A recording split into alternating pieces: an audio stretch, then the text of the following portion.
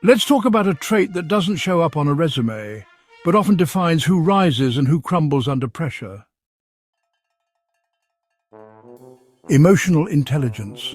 2 words, quietly powerful, often overlooked, but essential for anyone building companies, leading teams, or making decisions in chaos. So, what exactly is emotional intelligence, or EI? The term was first introduced by psychologists Peter Salovey and John Mayer in 1990. They described it as the ability to monitor one's own and others' emotions, to discriminate among them, and to use this information to guide one's thinking and actions. But this idea stayed inside academia until Daniel Goleman made it famous. In 1995, Goleman released his book, Emotional Intelligence, arguing that IQ alone doesn't determine success. Instead, he proposed that how well you understand and manage emotions, yours and others, might matter more.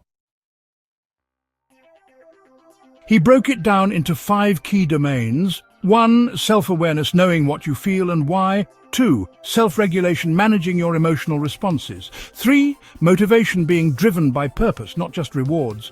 4. Empathy, understanding what others are feeling. 5. Social skills, handling relationships and conflict smoothly. Now, let's bring in another voice. Daniel Kahneman, Nobel Prize-winning psychologist and economist. Kahneman didn't talk about EI directly, but his research on how we think, System 1 versus System 2, makes EI even more relevant.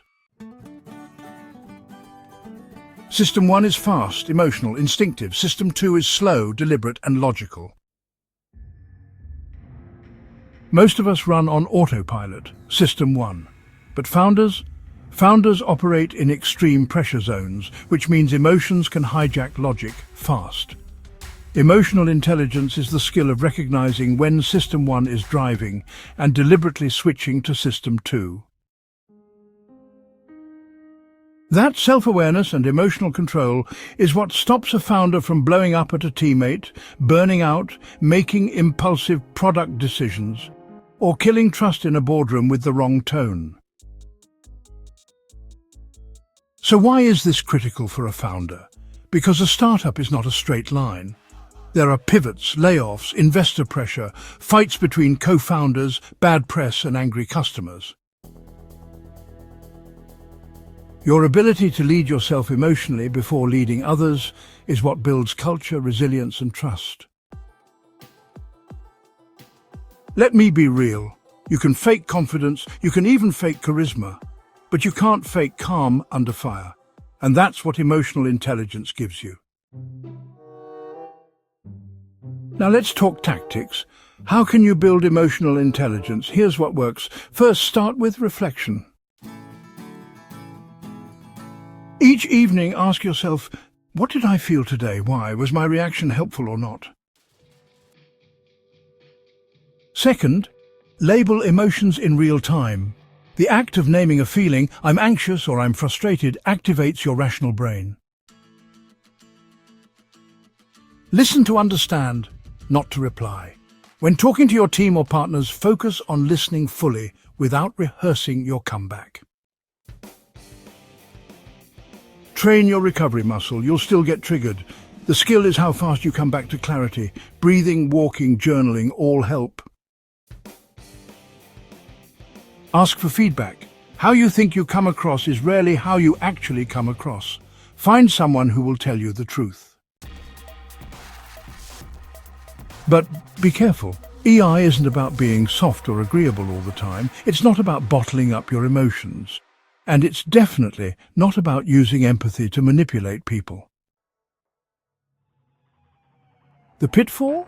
Many emotionally intelligent people become over-accommodating. They lose sight of their boundaries to keep peace. Don't do that. The goal isn't to avoid emotion. The goal is to understand it, harness it, and lead through it. As a founder, emotional intelligence is not just a skill, it's a force multiplier. It turns breakdowns into breakthroughs. It creates teams that don't just work, they believe. And it gives you the inner strength to make decisions with conviction, even in chaos. If you want to grow as a founder, this is your competitive edge. Like this video, share it with your team or fellow entrepreneurs, and don't forget to subscribe to Your Alter Ego, where we simplify mental models, founder psychology, and tools to help you think clearly and lead boldly.